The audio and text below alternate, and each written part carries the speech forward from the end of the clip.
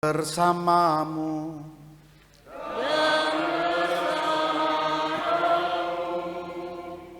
Inilah Injil suci menurut Matius.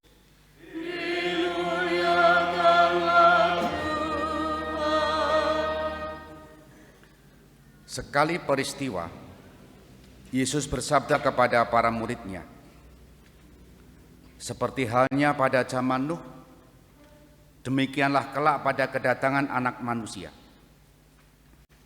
Pada zaman sebelum air bah itu, orang makan dan minum, kawin dan mengawinkan, sampai pada hari Nuh masuk ke dalam bahtera. Mereka tidak menyadari apa yang terjadi sampai air bah itu datang dan melenyapkan mereka semua. Demikian pula lah halnya kelak pada kedatangan Anak Manusia. Pada waktu itu, kalau ada dua orang di ladang, yang seorang akan dibawa dan yang lain akan ditinggalkan. Kalau ada dua orang perempuan sedang menggiling gandum, yang seorang akan dibawa dan yang lain akan ditinggalkan. Oleh karena itu, berjaga-jagalah, sebab kamu tidak tahu pada hari mana Tuhanmu datang. Tetapi ketahuilah ini, jika tuan rumah tahu pada waktu mana pencuri datang waktu malam, pastilah ia berjaga-jaga dan tidak membiarkan rumahnya dibongkar. Sebab itu, hendaklah kamu selalu siap siaga, karena Anak Manusia datang pada saat yang tidak kamu duga. Demikianlah sabda Tuhan.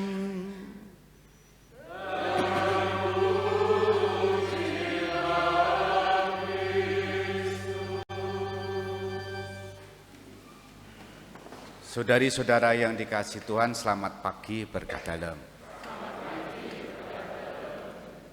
Ada yang pernah antri ujian, mau ujian antri hari.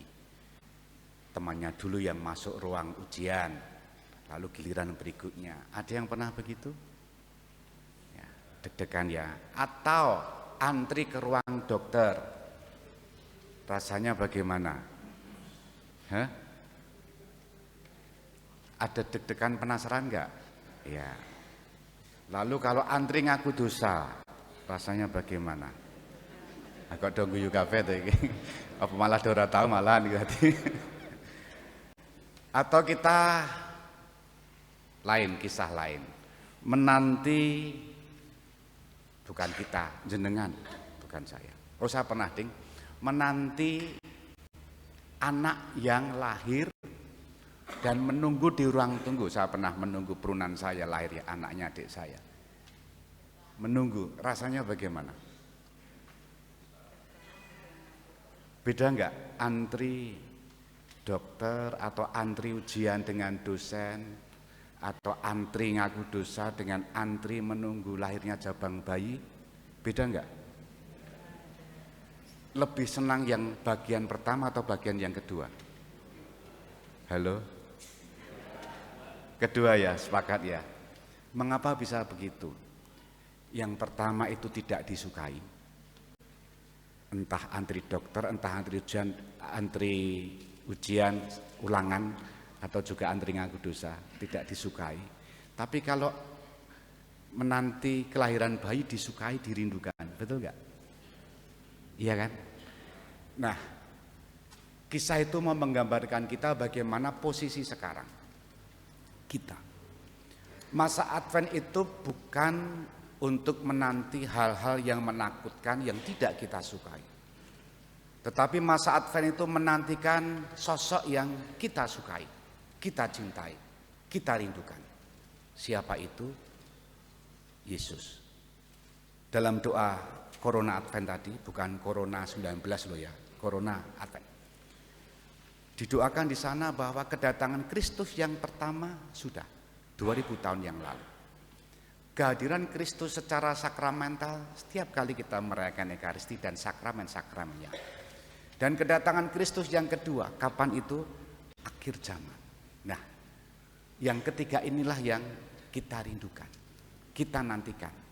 Dan itu pula lah yang selalu kita nyanyikan saat anamnese. Rumusannya kurang lebih adalah wafat Kristus itu selalu kita kenangkan, kedatangannya kita, kebangkitannya kita muliakan, dan kedatangannya kita rindukan. Maka hari ini posisi kita adalah menantikan kedatangan itu. Dan penantian itu bukan penantian yang menakutkan, tetapi membawa sukacita, membawa kegembiraan. Tentu saja disposisi kita, sikap batin kita adalah sikap batin yang mengarah kepada sosok tersebut, pribadi tersebut. Siapa? Yesus itu sendiri. Maka pertanyaannya adalah, bagaimana kita menanti itu? Menanti kedatangan Tuhan itu. Dua hal yang sekurang-kurangnya saya temukan untuk kita renungkan bersama berdasarkan bacaan hari ini. Yang pertama adalah kita menjaga hidup kita jangan sampai kita terlena, terbuai oleh kenikmatan-kenikmatan duniawi. Apakah itu? Bacaan kedua tadi kan menyebut pesta pora, ya kan, halaman 4 saja tadi dilihat. Sudah bawa teks ya ini ya? Atau belum? Halaman 4 saja dibaca di sana. Marilah kita menanggalkan perbuatan-perbuatan kegelapan dan mengenakan perlengkapan senjata terang. Marilah kita hidup dengan sopan pada siang hari, jangan dalam pesta pora dan kemabukan, jangan dalam percabulan dan hawa nafsu, dan jangan dalam perselisihan dan iri hati. Ini menggambarkan kelekatan terhadap dunia, entah itu materi, barang yang bisa dipegang, ataupun juga orang yang bisa dengannya kita marah, kita iri hati. Maka kalau itu kita biarkan jiwa kita, diri kita, hidup kita lekat pada hal-hal yang duniawi itu, kita akan lalai, lupa bahwa perintah Tuhan hari ini adalah berjaga-jaga. Maka sikap penantian yang tepat menurut bacaan ini hari ini adalah bagaimana kita tidak terbuai oleh kenikmatan duniawi. Termasuk tadi Yesus juga menyebut zaman Nuh itu kan. Orang tidak tahu kapan air bah akan menerjang mereka. Mereka tidak sadar. Hidup mereka secara harian digambarkan di sana, yakni kawin dan dikawinkan, makan dan minum. Itu artinya hidup yang sehari-hari, bahkan hidup yang tidak ada orientasi. Mau kemana hidup ini dituju, tidak ada. Maka mati begitu saja tanpa makna. Ini yang pertama.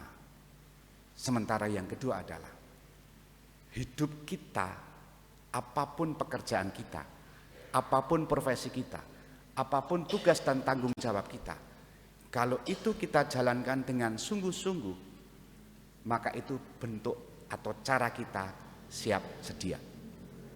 Mengapa? Injil tadi Yesus memberikan perumpamaan. Kalau ada kalau ada 2 orang di sana, yang satu diambil, yang satu ditinggal, betul kan? Kalau ada 2 perempuan yang menggiling gandum, satu diambil, satu ditinggal, betul kan? Itu gambaran pengadilan. Pasti ada saat-saat tertentu nanti harus diputuskan mana yang akan diselamatkan dan mana yang tidak diselamatkan alias tinggal di tempat. Orang yang diselamatkan artinya orang yang dibawa. Maka pertanyaannya adalah mengapa mereka dibawa dan mengapa mereka diselamatkan?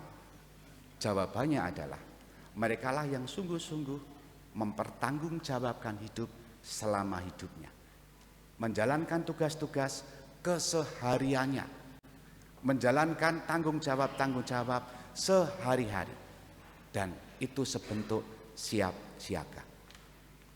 Ada satu kisah yang selalu nyantel dalam hidup saya. Romo Mangun, pasti kenal, Romo Mangun Wijoyo.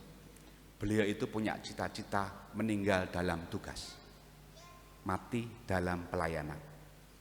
Dan meninggalnya sangat tenang ketika memberikan seminar, lalu jatuh sakit, lalu ditopang oleh Muhammad Sobari atau siapa saya lupa namanya, sampai akhir hidupnya meninggal. Artinya cita-citanya terpenuhi, mati dalam pelayanan, dalam tugas-tugasnya. Nah, kalau itu terjadi sepertinya menjadi kerinduan kita. Kerinduan banyak orang adalah mati itu tidak merepotkan orang lain dan merepotkan diri sendiri, betul kan? Ibu saya itu juga berdoanya seperti itu. Nek kula katimbalan, mugi-mugi mboten ngrepotaken keluarga lan kula piyambak. Ning mesti ngerepotke orang lain ya. Kaget lho kok mak bedunduk itu kan. Kan sudah pasti kematian itu kan sebuah kepastian ya. Nah, ini kisah-kisah yang barangkali memberikan inspirasi untuk hari ini Advent pertama. Orientasi kita menyambut kedatangan Kristus.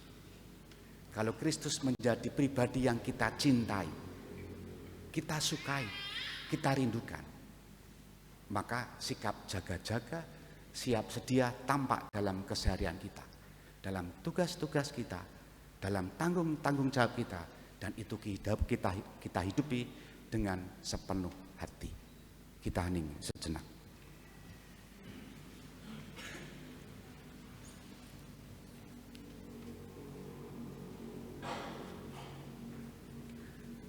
Dimuliakanlah Yesus yang dulu hidup, sekarang dan selama-lamanya.